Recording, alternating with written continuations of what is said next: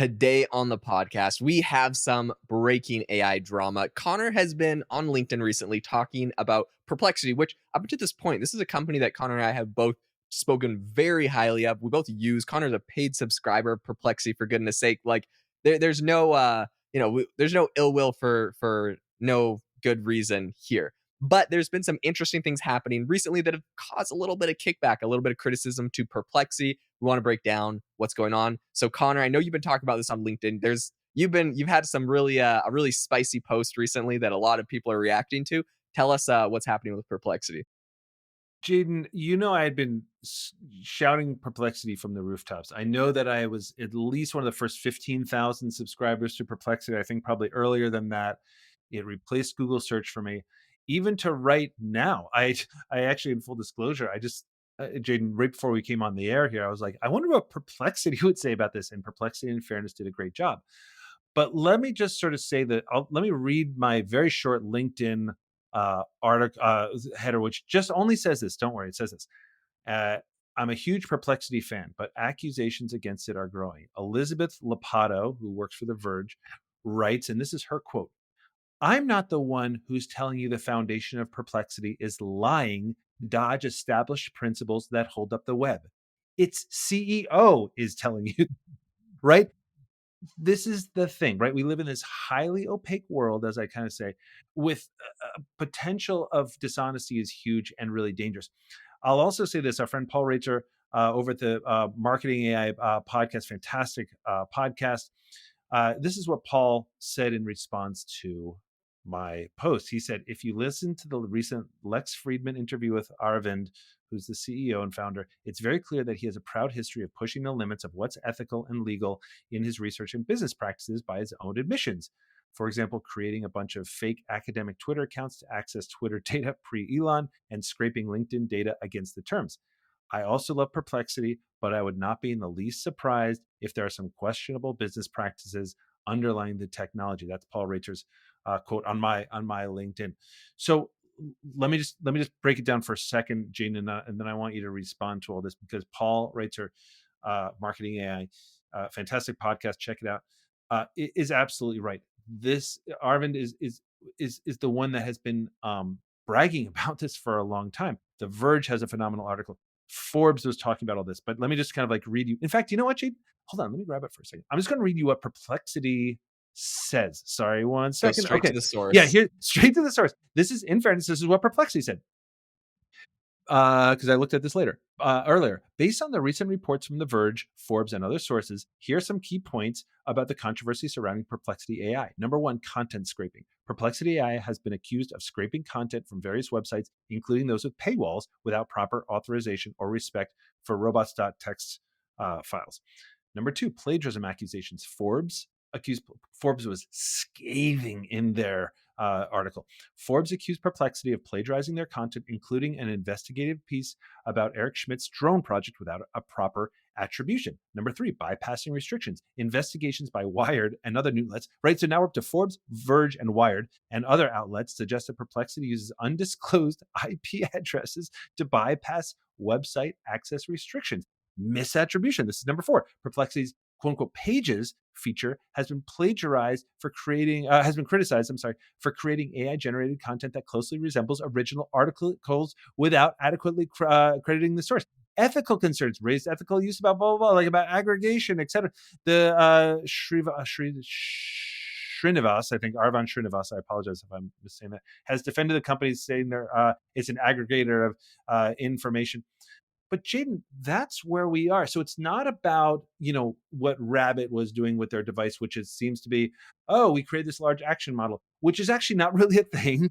They're just lying about it. Everybody who got their Rabbit, sorry. The irony is that a lot of people bought the Rabbit because it gave them a free year-long subscription to, say it with me, Perplexity. But this is the thing with Rabbit, they lied about it. Perplexity is doing something almost out in the open and doing it illegally, going around paywalls. This is why OpenAI shut down their internet access with Bing, remember? Because they found it was starting to go around paywalls. They did, I think, the right, now, say what you want about OpenAI, but they did the right thing in that case. Like, whoa, okay, shut it down, shut it down. This thing cannot go around paywalls. Perplexity seems to be absolutely violating all kinds of terms and policies out in the open. Great product, replaces Google search. But Jaden, here we are. Yeah, I think this is an interesting situation. I'm gonna I'm gonna I don't know if I'm gonna take the other side of this slightly, but I think my inclination as someone that builds in software, and also someone that's like, I don't know, like I feel like there's a lot of rules and regulations on the internet and when you're building software, and sometimes I feel like Google makes rules and it's like, "Oh, you're not obeying Google's rules." And I'm like, "Yeah, because they're just building these like moats and I think they're Right. arbitrary and I don't agree with them." Right? So, like I understand like sometimes people feel this way about certain platforms and so they have to build like certain bots and things that get around and are sneaky, whatever. So I'm kind of in this like growth hacker like realm where this is what everyone does. Everyone's sneaky in bots. Okay, so that's kind of one thing when you're like a small indie growth hacker, you're Right. trying to make some money and trying to get started on a thing. And like I totally understand that vibe. And honestly, I respect it in a lot of cases. When you come to be a $1 billion company invested in by Jeff Bezos that is becoming a major player, at some point, like long before that happens, you have to stop doing the shady stuff. Like if you're a small indie hacker trying to make a living, whatever. I don't really care if you're going to make some Twitter bots and go scrape some stuff. Like I'm a lot more lenient. But like when you're scaling this out and you're like, yeah, I'm helping 100 million users and I'm kind of doing shady stuff like ignoring robots.txt, aka, and so this is a problem, and this is what I think they get a lot of flack for. There's this like open standard on the web where it's like if you put robots like a do not scrape on a web page, you're telling people don't scrape it. And up until this point, there hasn't really been any enforcement. It's just been like Google and Microsoft. Like it's like who else is going to scrape my web page? Like what else are they going to do with it? Like the big search engines, like I either want them to scrape it or I don't want them to scrape it. And so it's kind of just been this thing. And there's not really any enforcement. But like if people are going around that and intentionally scraping data that they know is like labeled to not be scraped, I think that's a clear copyright violation. Like it's their copyrighted data. They don't want you to scrape it. You scraped it when they said don't scrape. And so it's kind of interesting because I actually think LLMs, it's so hard because I love ChatGPT. I love LLMs. I love the technology. And it's like almost a necessary evil for a lot of this technology, except the loophole is Mhm. all thanks to Google. Most web pages on the internet have like a do scrape because they want Google to scrape them. So everyone Right. is like, Right. yes, scrape me. So it's literally because everyone knows that their business will die if it's not on Google. They say, yes, scrape me. And Right. because of that, Right. it's essentially what all these AI companies have used to come in the back and scrape everyone's data, whether they like it or not. So I think it's kind of interesting and it's like a loophole. So it's like they're exploiting a loophole, but then it's like, do you really want to go further and exploit the like you're just exploiting. There's no loophole. And I think that's where the line is very obviously crossed. And I think there should be legal repercussions for people Yeah. that are breaking copyright violations. Like there's Yeah. plenty of data that you don't have to break a copyright violation for. It's interesting though because you see like yeah, there's just a lot of this technology, whether they're like making image generators or they're making music generators. It's like exciting technology, but it feels almost impossibly expensive to do it the right way. But it's not. There's ways to do it right. Adobe's been doing a lot of great things with licensing images. There's ways to do it, but it's interesting. It's very controversial, and understand both sides. But at the end of the day, if you're breaking copyright, you're breaking Well, copyright. hold on, Jade, because I want to sort of, this is actually a really cool perspective. And I was really excited when you said take the other side. Jade and I, again, just before we came on, we were saying like, we should turn this into some like wacko political screamy show, but we're not going to do that. But for a minute, I was like, oh, we're going to get into it. But then what you said, actually, I actually think this is a really cool insight that you're having here. Not that you don't, a lot of cool insight, but like, but this one is great. This is what I like about what you said. It reminds me of when you have when a video is about to start playing and it says that the FBI is going to sue you for $250 million or $250,000 if you show this to anybody else. Essentially, you're like, what? And when you first see that, you're like, okay, that's scary. But then let's say you just kind of want to show it in your classroom, right? You have a sixth graders, it's the last day of school, and you want to show Moana. The FBI is not going to come pounding down your door or anything like that. And that actually feels like fairish use, right? It's, hey, we're Yeah, gonna yeah, keep these sixth graders, whatever. And then let's say you kind of like start your own charter school and all that sort of stuff. Now that's very different from, you keep scaling up and now you have a series of charter schools and now you have all that sort of stuff. And guess what, kids? we're going to learn from all the Pixar movies. So we're going to be showing. Now all of a sudden you are making money based on the work that somebody else did, which is Mhm. Pixar, and you are not paying for it because you have it on, DVD or streaming or however you can replicate it very easily. And so you're going, and I think this is actually really legit, Jaden. You're going from the moment where sort of like, who cares if you leave the office with a few extra post-it notes in your in your pocket, versus, oh, I just stole, a giant box of post-it notes and I'm selling them on the street. Are you really making money from this? Not just increasing your own creativity and entertaining some people, whatever that is.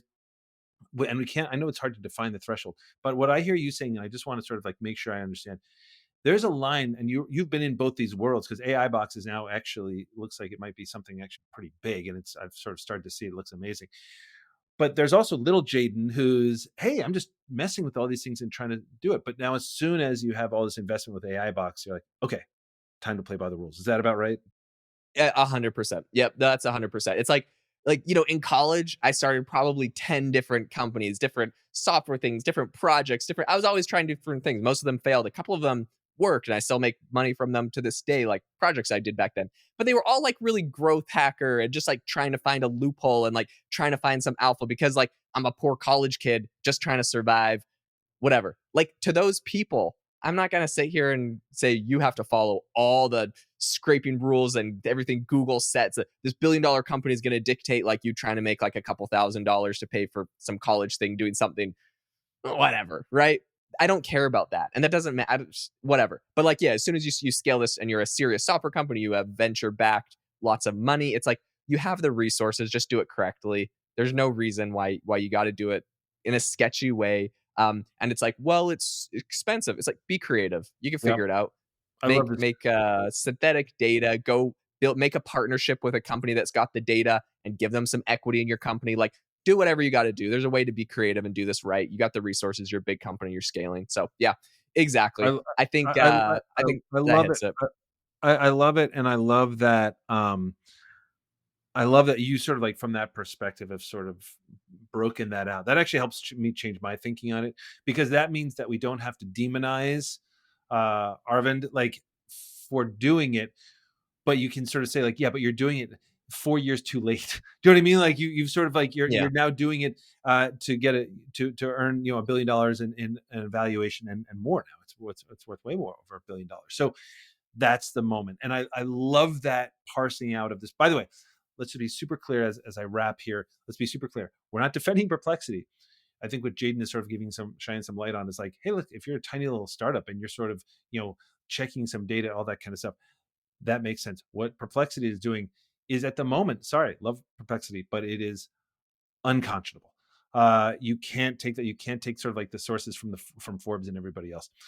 Um, Gene, we could talk about this all day. I'm gonna talk to you offline about all this stuff too, because this is awesome. Or maybe we'll do another pod on this about just like Jaden's journey, guys, is unbelievable. And if you want to show any sort of like, hey, what can I do for these two great guys just kind of hacking it out, making a living here? This is obviously totally free. I will ask, guys, we are only about maybe a dozen ratings away from 100, and it's just something that we've dreamed about since we started this podcast. We thought like we Really, had since we were kids. since we were kids, since before the invention of the podcast, we saw this grow. I remember when we first hit 10 reviews, and we're like, oh yeah, it just felt great. I don't know. It would be a dream. I know that there's some of you out there who haven't dropped one yet. If you wouldn't mind, it would really mean a lot. We check it every day. It would mean a lot. So anyway, we are so grateful that you've joined us today. Thanks for being with us on the AI Applied podcast, and have an amazing rest of your day.